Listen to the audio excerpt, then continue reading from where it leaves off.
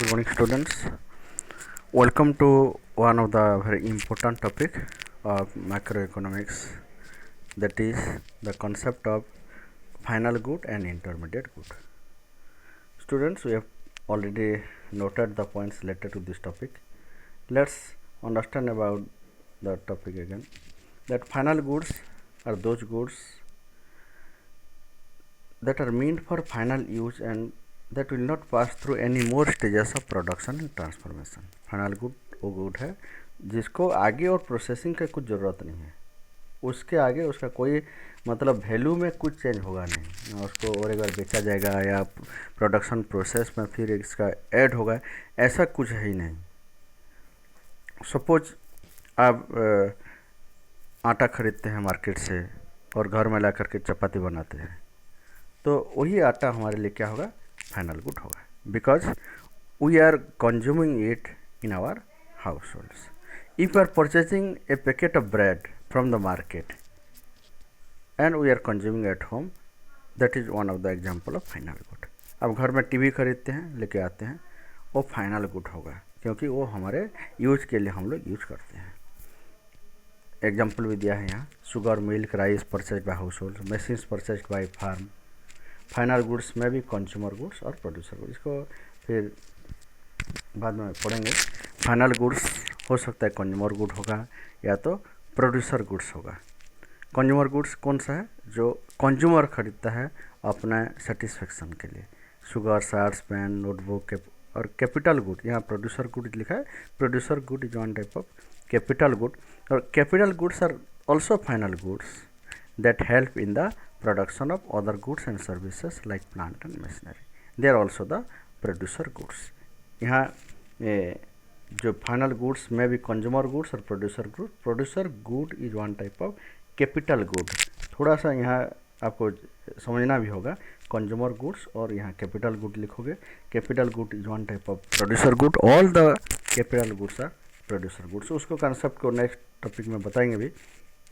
Final goods are of end use by the consumers और producers. Value of final goods are normally included in the national income, domestic income and the GDP of an economy. तो concept यही है, final good को आगे उसका कुछ भी value add नहीं होगा. आते हैं इंटरमीडिएट गुड की ओर. Intermediate goods are those goods that are used for resale or for further production process. आगे प्रोडक्शन में वो यूज होता है, वही इंटरमीडिएट गुड्स, और उसका अदर रीसेलिंग होता है या तो फर्दर प्रोडक्शन में वो यूज होता है. जैसे सपोज हम लोग मोबाइल खरीदते हैं अपना यूज के लिए, तो फाइनल गुड होगा. अगर डीलर खरीदता है, उसको रीसेलिंग करता है, फिर एक बार कंज्यूमर को बेचता है, तो होगा इंटरमीडिएट गुड होगा. ठीक है. शुगर हम लोग खरीदते हैं घर में बनाने के लिए, तो फाइनल गुड होगा. और अगर एक स्वीट शॉप उसको खरीदेगा तो क्या होगा, वो एक इंटरमीडिएट गुड होगा. तो there is chance of value added with the intermediate good. Intermediate goods are within the production boundary, मतलब उसमें प्रोडक्शन होने का और चांसेस भी है. This are not the end use. Intermediate good end use नहीं है. इसके बाद values of intermediate goods are not included in national income. National income में इंटरमीडिएट गुड्स का वैल्यू को ऐड नहीं होगा. क्यों ऐड नहीं होगा, हम लोग इसका वैल्यू एडेड एक मेथड है, जब पढ़ने के टाइम में देखेंगे. यहाँ भी बता देता हूँ, क्योंकि अगर इंटरमीडिएट गुड्स का वैल्यू को भी ऐड कर लेंगे तो क्या है, डबल काउंटिंग हो जाएगी.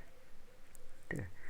और एक बहुत इंपॉर्टेंट पॉइंट यहाँ है कि एक good on same good can be called as final good और द इंटरमीडिएट गुड. क्यों, ये डिपेंड करता है उसका फाइनल यूज के ऊपर. शुगर, यहाँ एग्जाम्पल फिर एक बार दिया है, sugar purchase by household for consumption, final good होगा. Sugar can be intermediate good if it is purchase by shop for resale or by tea stall owner to make tea and cell.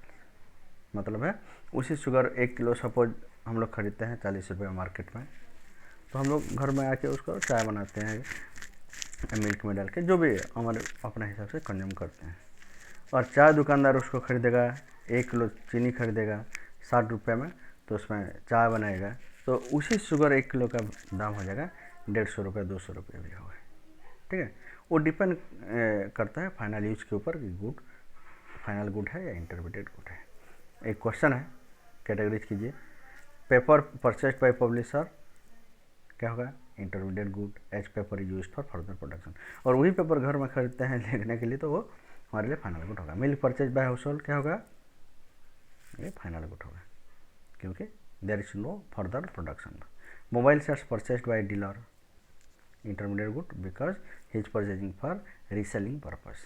Wheat purchased by flour mill, wheat खरीदता है flour mill owner, वो क्या करेगा, उसको floor बनाएगा और market में बेचेगा, उसके लिए क्या होगा, इंटरमीडिएट गुड होगा।